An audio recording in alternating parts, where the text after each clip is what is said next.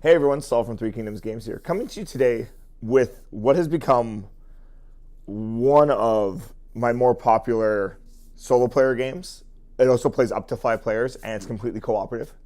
And that is Batman the Animated Series Gotham Under Siege by IDW. Now, if you want to see a more in-depth how to play video, that's linked in the description box below. So, it says it plays 1 to 5 players and plays in about 45 to 60 minutes. It does definitely play 1 to 5 players. It scales very well from 1 all the way up to 5. Now, the 1-player mode for this, I will say, is like most co-op games. It effectively is you as a single player playing as multiple characters. So, I've been doing that for years anyways for co-op games that didn't say they were 1 player. Pandemic, things like that. So, I was expecting that. Now, I wish there was a little bit more to it or something unique, but it is what it is. For 2 players, they recommend you each play 2 characters because this game generally is better with 4+ characters. There's just more villains to do, more threats, more going on, and the difficulty level ramps considerably higher. Because this is one of those games where there's a lot of ways to lose, but only 1 way to win. So, it's definitely something that you want more players for. So 4 players is definitely a good spot to aim for. If you're playing with 3, if someone's willing to play 2 characters, that's great. If not, it will still work really well for that 3-player scenario. Just because certain characters require more characters out to be fully utilized, Robin being one. 45 to 60 minutes, it definitely plays in the 45 to 60 minutes very well once you all know what you're doing. The first few games are going to go a little slow, like anything. There's a lot of moving parts. You know, there's the dice roll, the board setup, things like that. Once you get through that and understand how it works, it does move fairly quickly. The setup isn't that bad for the initial setup.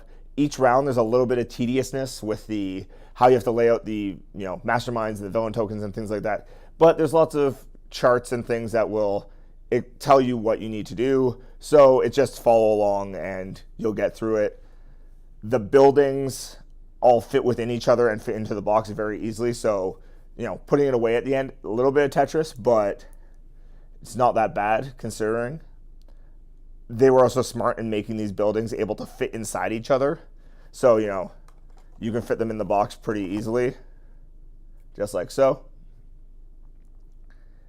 And that way you don't have to break down and potentially damage components every time. Now, the buildings look fantastic.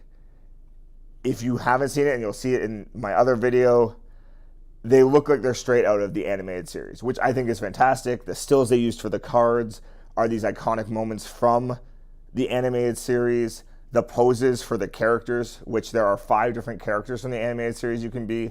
There's Batman, obviously, Robin, Catwoman, Batgirl. These are all the obvious ones that you see in any of the animated series games or anything in general based off Batman. Those are usually the first, 4 characters they pick. The 5th character is the one actually I was most happy about seeing, and that was Commissioner Gordon and the GCPD. Because in a lot of these games, Commissioner Gordon is kind of for lack of a better word, a write-off, because he's, such an integral part of the series, and the fact that they made him, a write-off or a support character in a lot of games actually annoys me to some level. But in here, he's actually a really strong character, and I like it a lot. Just because you have, that ability to play a character that was just so influential in the series.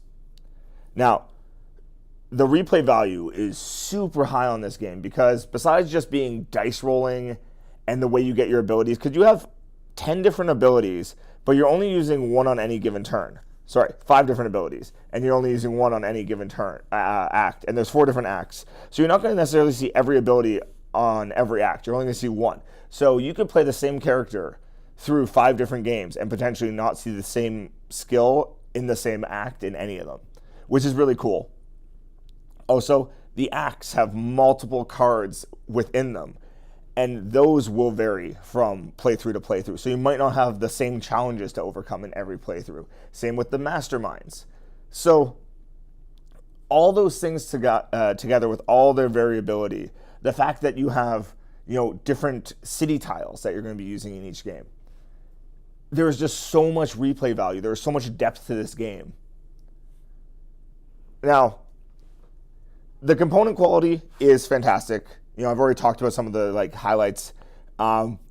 It's fiber cards again, which everyone will know is by this point is a pet peeve of mine because they do wear when you shuffle them. But I think from a production standpoint and from an ink standpoint, they are better. So all that means is you'll have to sleeve them.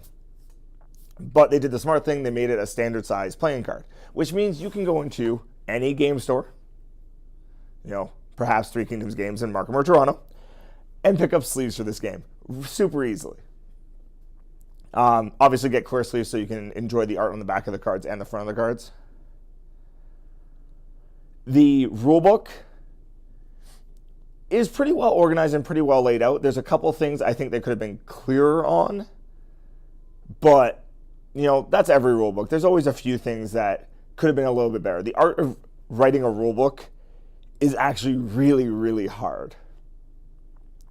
Now, I've already talked about the fun factor of this game. It is a ton of fun. It is something I think everyone should have in their collection if they like co-op games. So there you have it. That is Batman the Animated Series, Gotham Under Siege by IDW. Now, if you want to follow us on social media, that's all linked in the description box below, as well as the how to play video will be in the description box below, as well as somewhere on the screen right about now. You can always drop into store and see what's going on in Markham or Toronto, or follow our blogs at threekingdomgames.com. I'll see you next time.